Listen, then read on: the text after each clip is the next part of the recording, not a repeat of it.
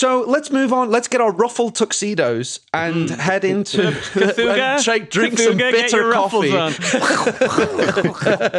as we head to the Die Hard Oscars. Cthulhu sound. I don't know why I'm doing that sound. He sounds like an asthma patient. Exactly. Like that poor lady cleaning. Yeah, there's a false scare. Yeah, that's a good one. So our first award is the John McClane Yippee Award for Best Line. And I see quite a few nominees. I think it's quite a sharply written film in places. Oh, yeah. You know, one of the ones I had that was great was the Gusta Sizemore saying, you know, when they find out about the guard that was killed and that there's like a joint there or whatever. And he goes, pot's a misdemeanor. Decapitation seems a bit severe. I love that. That's so funny. The one I had that I thought was hilarious, and it's such a tossed off line, and it means nothing to the movie. But when he has the mayor on the phone and he's trying to get the mayor to shut down the party or the big gala, and at the end of the phone call, he just goes, "Let me ask you something. How does someone get? Or how the fuck does somebody get custody of a dog?" That's great. And in speaking of the mayor, I love the bit where he says to him, Sizemore goes, "And this is what we get: full size. With all due respect, sir, you can fire me on Monday, but right now I want you to shut your fucking mouth and listen." I love that. Yeah. And you're like, yes. Yeah, that rocks. Well, especially because Sizemore doesn't like couch anything, and like I'm in like a kind of silly action movie. Like he goes for the jugular, and it's like you're kind of like very real. Like I would be scared shitless of this guy. There are a few moments where there's one where when he screams at Penelope Ann Miller to get out of there, like, and you know, she's like they're having their little back and forth. You know, this is backtracking a little bit to his performance, but it just he is kind of scary when he screams. Like when he tells her to get the fuck out. He has a lot of force. It feels like you know your dad yelling at you or something. You're like, whoa, okay. Yeah, totally. Well, I remember, you know, my tweets. If I'm lucky, get one like probably from the Die Hard on a Blank account. No, it's your dad, P.D. Gothorn. Unlike yours that blow up the internet, Brandon. But I do remember tweeting one time something to the effect, you know, it is if you're watching a movie that was made between like 1992 and 2001, is Tom Sizemore in it, and is he shouting? There's a high chance that it's a classic. Right?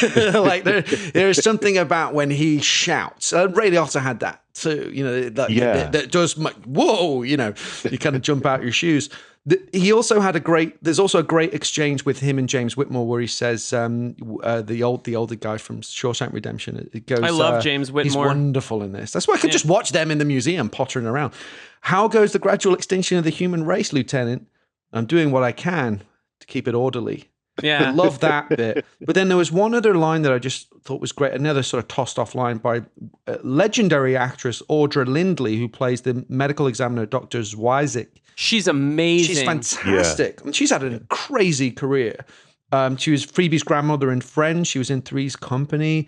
And she just goes so casually. I know what you're going to say. Lieutenant Augusta, it's lovely to see you under such alarming circumstances. Well, I had the line about how she says, "Don't you hate people who take head but don't give it?" Yeah. She's like an old lady, just like mouth. You just drop into this scene in the middle of the movie. You're like, why are we with this like body 60-year-old? My only contribution is the one I already made, which is when Penelope Ann Miller asks him, "Are we still?" He asks, "Are we still evolving?" And Penelope Ann Miller says, "Some of us." Yeah, it's witty. Yeah. You know, there's some good writing in it.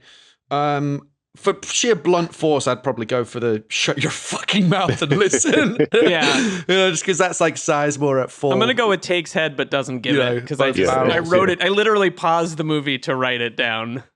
Some good stuff in it. The Hans Gruber Exceptional Thief Award for stealing the film. Quite a few nominees in this ensemble. Yeah. Linda Hunt, who we haven't really talked about, as Ann Cuthbert, the museum curator. Fantastic. James Whitmore as Albert Frock, a fellow scientist, Margot's friend and mentor. Clayton Rona as Detective Hollingsworth, Augusta's colleague. Robert Lesser as the mayor. Robert Owen, I think he was very good. And, of course, Bailey and McNally, the two beat cops, played by John Kapelos and Very Chico quickly, Wells. You know what movie Robert Lesser is in? No, go.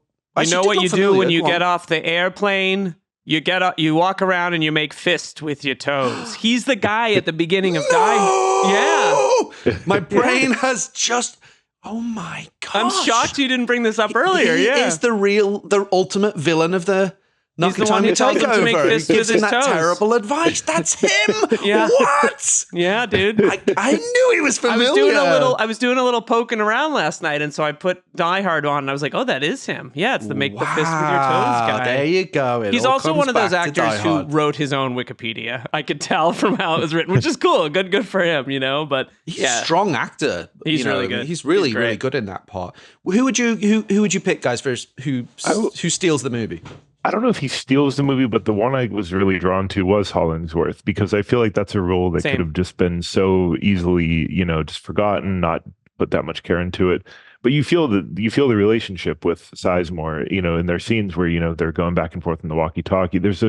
And when, they're breaking apart, he's telling them to take some of the guests through this tunnel. That I think that there's just such a trust between the two of them. Yeah.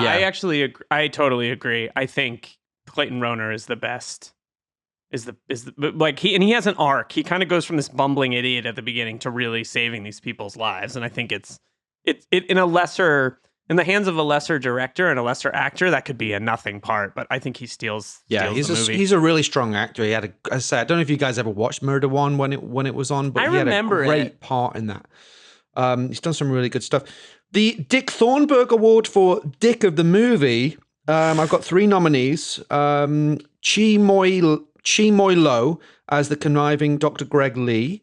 Thomas Ryan as Tom Parkinson, who is the insufferable head of museum security. And then Louis Van Bergen as John Whitney, the scientist who becomes the monster. I know you're worried about your hypothalamus, but you can put the Cthulhu on the list despite him being in the studio. But he's breathing down my neck right now. He's making me a little uncomfortable, to be honest. Could we security remove him from the studio? We gotta go. I think this one to me is an easy one. I mean, as much as her colleague is annoying, and everything and wants to get ahead, I think the head of security is just totally such a doofus. Like at every turn, he's the worst. Can't handle his ego being stepped on. Yeah, he's my runaway winner. I agree. I would agree. He's sort of like the guy in Clear. I bring about this every time. The guy in Clear and Present Danger, who when they blow up that camp in Northern Africa, is like, yeah, we got him, and you're like, shut the fuck up. Like you're the worst guy. Yeah. Patriot Games. Best death is Marco in the house. Number table. Next time you have a chance to kill someone, I had to do it. Marco's been hybridized. Marco's been taking too many hormones for.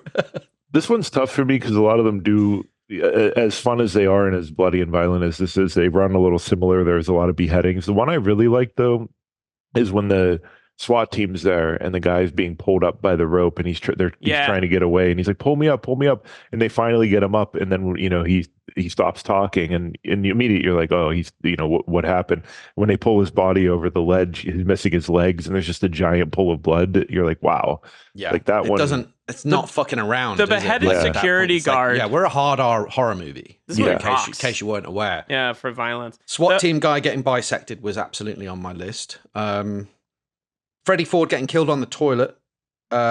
Parkinson being decapitated, the head of security, and the Cthulhu's explosive demise were the other ones that I think nominated. It's the Cthulhu because Penelope Ann Miller absolutely sells. You go to hell. Like, it's great. That would be my playing thing. It very real. They both are, which I think is there isn't. I like that this film isn't winking at the camera. I hate that shit. I like that this is like playing it straight, playing it kind of, even though the film has wit. And some sense of the tone is like, I think for me, like, that's why I'm not a huge fan of Sudden Death, because I felt the tone of that was slightly too wink in places, especially like when you're fighting the mascot and the absurdity of it, whereas I like that this film like really kind of commits to the reality that is presented, and the performances, as you say, sell it, Is the other security guard the one who gets killed by the Cthulhu the second time, the guy from The Sopranos who plays Janice's partner, Richie? It's that guy, right? Richie Aprile. Yeah, David Aprile. Yeah. Kind of a heat check that he just shows up. You're like, it's Richie Aprile. They're a classic, like, as your white ethnic urban city my white actors, ethnic theory. right? Yeah, the 90s were the great era of the late great period of the white ethnic actor. Well, we're going to take a very quick break, get the Cathoga out here, and then we'll be back for our final section of the show, the Double Jeopardy trivia quiz, where the scores can really change. We'll be right back.